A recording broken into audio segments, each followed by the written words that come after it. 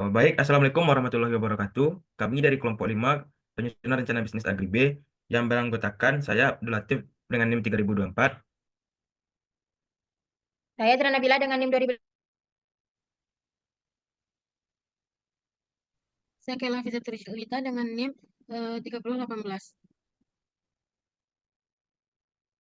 Baik, pilihan peluang usaha yang akan kami jalankan yaitu pertama itu bisnis kokopit, yang kedua tanaman hias, yang ketiga briket sekam padi. Yang pertama itu kokopit dan sekam padi. Sumber idenya ini muncul karena daerah Sumatera Barat merupakan salah satu daerah penghasil kelapa dan banyak penggunaan kelapa, di mana juga pasti menghasilkan limbah berupa serat kelapa yang melimpah sehingga bisa dimanfaatkan sebagai bahan baku utama pembuat kokopit. Next. Yang kedua itu tanaman hias. Sumber ide ini muncul karena tanaman hias menjadi pilihan bisnis menarik karena banyak orang yang semakin menyukai tanaman untuk mempercantik rumah dan tempat kerja. Permintaan tanaman hias terus meningkat, terutama di kalangan anak muda dan ibu-ibu. Next. Yang ketiga itu sumber ide briket sekam padi. Briket sekam padi dipilih karena menawarkan solusi terhadap dua permasalahan yang dihadapi petani, yaitu limbah pertanian dan kebutuhan energi alternatif yang ramah lingkungan. Sekam padi seringkali menjadi penyebab pencemaran lingkungan karena dibakar secara langsung dan dibiarkan begitu saja. Dengan mengolah sekam padi menjadi briket, limbah ini dapat berubah menjadi sumber energi yang bernilai ekonomis tinggi. Selanjutnya akan dilanjutkan oleh Azra. Baik, terima kasih. Selanjutnya ada penilaian Excel alternatif bisnis dengan 12 kriteria. Kriteria pertama yaitu keuntungan yang akan diperoleh dengan rating paling tinggi yaitu tanaman hias, karena tanaman hias dijual dengan harga tinggi, terutama jika tanaman tersebut langka. Kriteria kedua ada permintaan konsumen dengan rating paling tinggi yaitu tanaman hias, karena tanaman hias sangat diminati, terutama saat tren urban farming meningkat. Kriteria ketiga ada kebutuhan modal dengan rating tertinggi dari usaha kokopit, karena kokopit memerlukan modal yang tinggi dikarenakan untuk membeli peralatan dan mesin yang dibutuhkan cukup spesifik dan harganya cukup mahal. Next. Kriteria keempat ada risiko yang mungkin terjadi dengan kriteria paling tinggi yaitu tanaman hias, karena memiliki risiko penyakit, kematian tanaman, terutama adanya serangan hama dan perubahan tren. Kriteria kelima ada ketersediaan tenaga kerja dengan kriteria paling tinggi yaitu briket, karena briket padi mudah untuk diproduksi sehingga tidak terlalu membutuhkan tenaga kerja dengan keahlian khusus. Kriteria keenam ada ketersediaan bahan baku dan bahan penolong dengan kriteria paling tinggi briket, karena sekam padi memiliki bahan baku dan bahan penolong yang melimpah dengan harga yang murah. Kriteria ketujuh ada harga jual produk dengan kriteria paling tinggi usaha tanaman hias, karena tanaman hias memiliki rentang harga yang beragam. Selanjutnya, kriteria ke-8 ada tingkat persaingan dengan kriteria paling tinggi yaitu tanaman hias, karena pasar tanaman hias sangat kompetitif dikarenakan banyaknya pesaing, terutama untuk jenis tanaman yang umum. Kriteria 9 yaitu ketersediaan peralatan dengan rating paling tinggi yaitu tanaman hias, karena usaha tanaman hias menggunakan peralatan yang sederhana seperti pot dan peralatan petani lainnya sehingga mudah didapatkan. Kriteria 10 dengan rating paling tinggi yaitu usaha tanaman hias, karena prospek tanaman hias sangat cerah karena meningkatnya orang-orang yang hobi berkebun dan adanya tren urban farming. Next. Kriteria 11 dengan rating paling tinggi yaitu tanaman hias, karena tanaman hias bisa terkena aturan karantina dan ekspor untuk jenis tertentu. Kriteria 12 dengan rating paling tinggi tanaman hias, karena tanaman hias bisa dijual secara offline, online, di pameran, dan langsung ke konsumen. Dari hasil rating yang kami lakukan di atas, nilai usaha yang unggul didapatkan oleh usaha tanaman hias. Berdasarkan hal itu, maka kelompok kami akan mengembangkan usaha tani tanaman hias. Informasi bisnis, yang pertama ada uraian usaha. Kami membuat produk tanaman hias yang bergerak di bidang perdagangan dengan target konsumen yang mencakup berbagai segmen, mulai dari individu penghobi tanaman, orang yang mendekorasi ruangan, hingga perusahaan.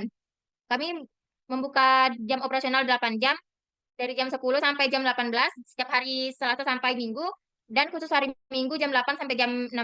Dan usaha kami tidak bersifat musiman. Next. Selanjutnya ada produk atau jasa. Bagi penggemarnya, tanaman hias ini banyak pengaruhnya ke mereka, seperti meningkatkan mood, memperindah interior maupun eksterior, dan yang membedakan produk kami dengan lainnya dapat dilihat dari produk kami yang disajikan sesuai dengan harga yang kami berikan. Selanjutnya ada pasar. Target pasar usaha tanaman hias kami, individu penghobi tanaman, pemilik rumah yang ingin mendekorasi ruangannya, hingga perusahaan yang membutuhkan tanaman untuk desain interior. Pemasaran bisa dilakukan melalui digital marketing e-commerce. Selanjutnya akan dilanjutkan oleh Kayla. Baiklah, selanjutnya terkait lanjutan pasar. Di sini untuk menentukan harga kami melihat modal yang digunakan agar keuntungannya sesuai dengan modal dan tidak merugikan kami. Promosi yang kami lakukan dilakukan secara online melalui media sosial berupa Instagram, TikTok, dan masuk ke dalam komunitas-komunitas pencinta tanaman hias. Selain itu kami juga menjual di e-commerce dan menjual secara offline. Eh, Selanjutnya lokasi usaha kami memilih di sekitaran Gor Haji Agus Salim karena di situ merupakan pusat keramaian. Untuk pesaingnya sendiri mungkin ada di daerah di sekitaran Khatib karena sudah ada beberapa penjual tanaman hias sekitar situ. Yang membedakan usaha kami dengan yang lain itu kami menyediakan paket tanaman sesuai tema seperti paket untuk pemula, paket tanaman indoor dan outdoor, dan paket tanaman lainnya. Kami juga menyediakan program konsultasi cara merawat tanaman. Untuk manajemen, kami memilih orang yang memiliki kepemimpinan, berani mengambil keputusan dan bertanggung jawab. Selain itu, kami memiliki background di kuliah di bidang pertanian. Untuk personalnya sendiri, kami memerlukan ahli dalam budidaya, memiliki kemampuan komunikasi, serta ahli akuntan dan orang-orang yang memiliki stamina yang kuat. Untuk karyawan, kami memberikan tunjangan berupa THR. Untuk upah lembur sendiri, kami menetapkan 10.000 per jamnya. Untuk perkiraan investasi, investasi ini merupakan peralatan yang digunakan untuk jangka panjang. Dapat dilihat di sana totalnya itu 11.845.000. Selanjutnya, untuk biaya yang terkait aktivitas usaha terbagi menjadi beberapa, yaitu biaya tetap. Biaya tetap ini berasal dari penyusutan alat, gaji karyawan, dan sewa tempat. Totalnya yaitu 6.839.654. Selanjutnya biaya variabel yang terdiri dari pembelian bibit, media tanam, pupuk, pestisida, promosi, pembelian pot, dan lain-lain, yaitu totalnya 6.535.000. Selanjutnya biaya overhead pabrik dapat dilihat di situ, totalnya yaitu 2 juta.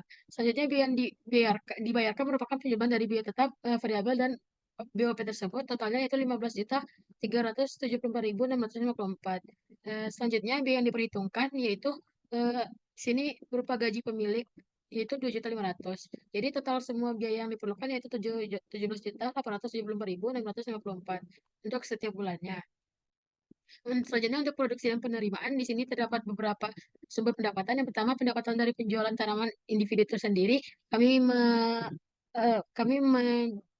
memperkirakan jumlah yang terjual, sehingga didapatkan di situ 7.350.000. Sedangkan untuk pendapatan dari penjualan paket didapatkan yaitu 11.500.000. Untuk pendapatan dari penjualan benih itu yaitu penjualan dari benih bunga dan benih sayuran. Totalnya yaitu 1.350.000.